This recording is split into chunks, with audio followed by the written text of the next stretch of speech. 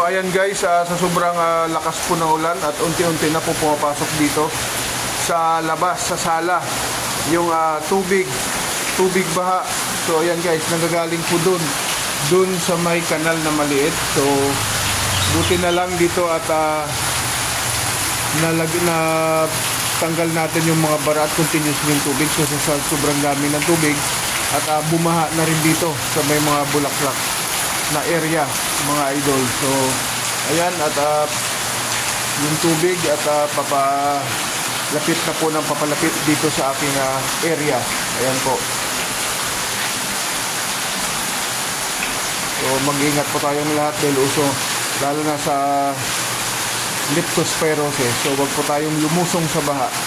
So pag walang ulan, kailangan palaging malinis yung mga kanal o daluyan ng tubig, mga idol, para continuous yung flowing ng tubig baha, iwas baha. So ayan, at nape-prevent natin yung baha kasi naglinis tayo ng kanal kanina, mga idol, kaya hindi siya biglang lumakas yung tubig baha dito sa ating sala.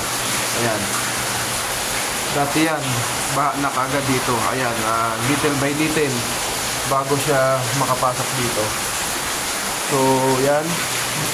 Linisin po natin palaging ating mga kanal o mga daluyan ng mga tubig baha. Iwas tapo ng basura kung saan-saan. Lesson learned po sa atin kung saan-saan lang tayo nagtatapon ng ating mga basura, lalo na yung mga plastic na mga basura na nagkukos ng bara sa mga drainage. Yan po yung number one cause nung kaya po bumabaha ang area natin, dahil hindi po continuous ang flowing ng tubig baha. So mga idol, mag-iingat po tayong lahat at stay safe everyone po. God bless. Ayan o, baha na guys o.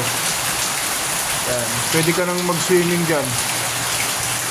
Yung mga halaman ko, malapit nang maabot mga idol ng mga tubig baha. Malapit na siyang maabot. Dito lang po yan sa labas, sa sala po na tinatambayan po natin. So ayan.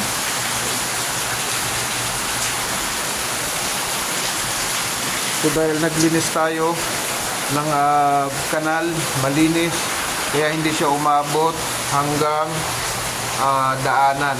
So dito. So hanggang dito lang siya, mga idol.